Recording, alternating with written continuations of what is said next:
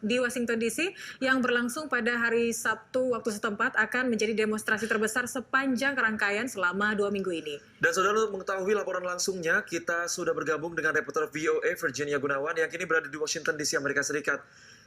Virginia, selamat pagi waktu Indonesia, selamat sore waktu Amerika. Bagaimana jalannya demonstrasi di sana? Pemirsa SCTV, dapat Anda lihat saat ini di belakang saya warga dengan berbagai etnis, berbagai ras berkumpul untuk menyuarakan pesan Black Lives Matter atau hidup warga Amerika berkulit hitam itu bernilai.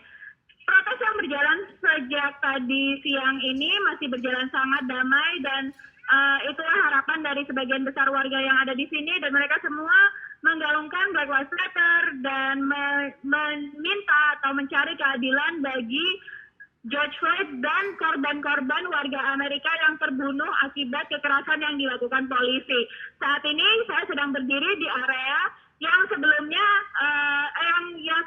pada hari Kamis malam dilakukan atau melakukan instalasi seni dengan tulisan Black Lives Matter yang digambar pada subuh Kamis oleh seniman Washington DC, dan sekarang ini menjadi pusat konsentrasi dari para demonstran untuk menyuarakan pendapat mereka dan menyuarakan tuntutan mereka untuk mengakhiri rasialisme yang tersistematis dalam tubuh aparat kepolisian di Amerika. Ya, Virgin, bagaimana dengan pengamanan jalannya unjuk rasa ini? Apakah lebih diperketat mengingat demo kali ini diperkirakan akan menjadi yang terbesar selama 2 minggu terakhir ini?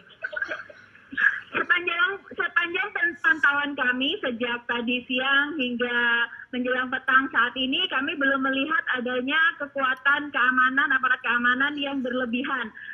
Berbeda dengan 3 hari yang lalu ketika protes juga dilancarkan di pusat kota Washington DC, kami melihat ada beberapa kendaraan militer yang ditaruh di tengah jalan untuk menutup atau memblokir area-area tersebut. Tapi hari ini pengamanan yang dilakukan sangat minimal. Polisi juga berjaga di beberapa area atau ruas jalan yang ditutup untuk menutup akses bagi kendaraan untuk masuk ke jalan tersebut, dan memberikan kesempatan bagi warga yang ingin berprotes atau menyampaikan pendapatnya dan melakukan hak demokrasinya di tengah jalan. Walaupun memang kami mendapatkan informasi bahwa ada aparat militer sebanyak 1.900 personel yang diturunkan dari Angkatan Militer North Carolina, namun kehadiran mereka tidak tampak, dan yang Anda lihat saat ini adalah protes yang berjalan sangat damai dan tertib serta penuh dengan simpati antara satu demonstran dengan demonstran yang lainnya dengan saling membagikan makanan ataupun memberikan alat bantuan lainnya. Iya, tadi kan Virginia sempat menyatakan bahwa ini protesnya ada menyatakan bahwa hashtag Black Lives Matter, atau ada protes-protes lainnya, dan apakah sudah ada hasilnya dari protes ini? Ya, memang protes yang berjalan selama 2 minggu ini belum terlihat hasilnya secara konstitusional. Yang dapat kita sampaikan atau yang bisa saya sampaikan saat ini adalah setidaknya aparat keamanan yang melakukan kekerasan terhadap para demonstran itu mulai ditindak secara hukum maupun secara administratif oleh kepolisian atau atasan mereka.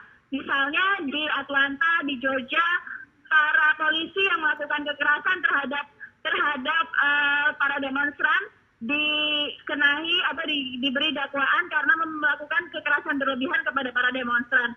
Sementara di New York, di Buffalo, 2 polisi dibebas tugaskan karena mendorong demonstran yang berusia tua. Hal-hal seperti ini memang adalah kemenangan kecil, namun secara konstitusional kita masih harus menunggu apakah akan ada perubahan dalam sistem kepolisian di Amerika Serikat. Ya, Virgin, ini bagaimana dengan WNI di sana? Apakah ada imbauan terbaru dari KBRI? Imbauannya masih tetap sama, adalah untuk bagi warga negara Indonesia yang ada di Amerika Serikat saat ini dihimbau untuk tidak turun ke jalan dan melakukan protes. Saya sempat berbicara dengan beberapa warga Indonesia yang sudah tinggal lama di Amerika Serikat dan merasa mempunyai kedekatan dengan isu Black Lives Matter ini.